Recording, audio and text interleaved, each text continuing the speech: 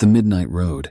The engine hummed softly beneath the hood as I drove down the desolate highway, my hands gripping the steering wheel tightly. The darkness outside was thick, swallowing the world beyond the reach of my headlights.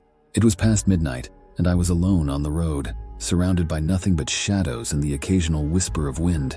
I had always been wary of driving at night, especially on deserted roads like this one, but tonight I had no choice. I needed to get home before dawn, before whatever lurked in the darkness decided to reveal itself. As I drove, my mind wandered to all the stories I had heard about this stretch of highway, tales of accidents and disappearances, of spirits that haunted the lonely road. I tried to push the thoughts away, focusing instead on the steady rhythm of the road beneath my tires. But then I saw it out of the corner of my eye, a figure standing by the side of the road, just at the edge of the darkness. I blinked, convinced it was a trick of the light. But when I glanced back, it was still there, watching me with eyes that glowed like embers in the night. I felt a shiver run down my spine as I passed by, trying to convince myself it was just my imagination. But as I looked into the rearview mirror, I saw the figure step out onto the road, its form melting into the shadows as it followed in my wake. Panic seized me then, my heart pounding in my chest as I pressed down on the accelerator, desperate to put distance between myself and whatever was behind me. But no matter how fast I drove, I couldn't shake the feeling of being pursued. The road seemed to stretch on endlessly before me, the darkness closing in around me like a suffocating blanket. I could hear the faint sound of laughter on the wind, mocking and sinister. And then, just when I thought I couldn't take it anymore, I saw the lights ahead, a gas station, its neon sign flickering in the night like a beacon of hope. I pulled into the parking lot, my hands trembling as I turned off the engine. I sat there for a moment, trying to steady my breathing, trying to convince myself that it had all been a hallucination. But when I looked into the rearview mirror, I saw it again. The figure, standing at the edge of the darkness, its eyes fixed on me with an intensity that sent chills down my spine. I stumbled out of the car, my legs weak as I made my way towards the gas station. The door chimed softly as I entered, the sound echoing through the empty store. "Can I help you?" a voice called out from behind the counter. I turned to see an elderly man, his face weathered and worn with age. I think I'm being followed," I stammered, my voice barely above a whisper. The man's eyes narrowed, a frown creasing his brow. "Followed? By what?" "I don't know," I replied, my words tumbling out in a rush. It's something out there, something in the darkness." The man's expression softened then, a look of understanding crossing his features. I see. You've encountered the Midnight Wanderer." "The Midnight Wanderer?" I repeated, my heart sinking at the name. The man nodded solemnly. "A spirit that haunts these roads, drawn to those who travel alone at night.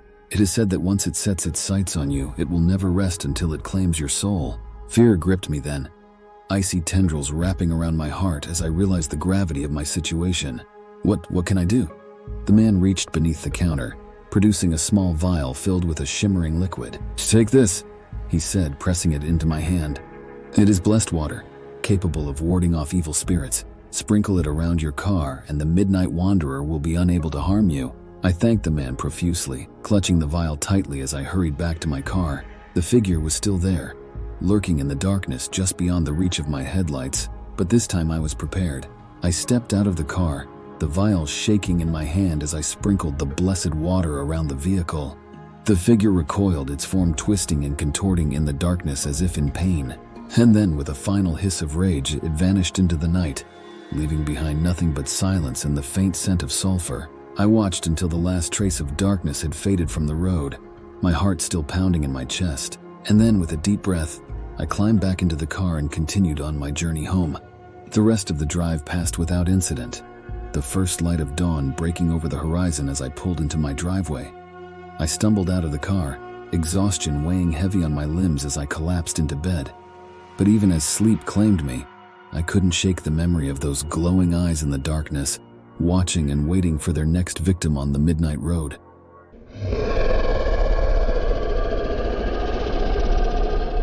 The whispering woods.